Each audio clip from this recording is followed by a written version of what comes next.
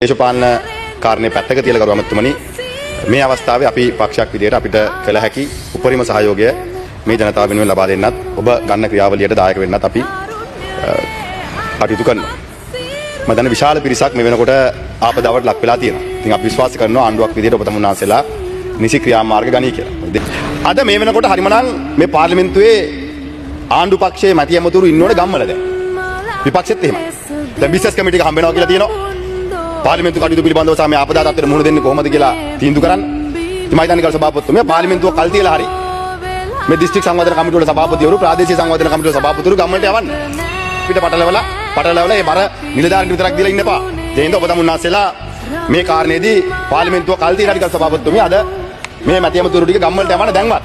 නැත්නම් වතුර බැස්සට පස්සේ ගිහිල්ලා වැඩක් වෙන්නේ නැහැ. ඒ හින්දා දැන් ගිහිල්ලා මිනිසුන්ට ඕනේ කැම්ප් බීම ටික දීලා උදව් උපකාර ටික කරලා වගා හානිය අවබෝධ කරගෙන කටයුතු කරන්න.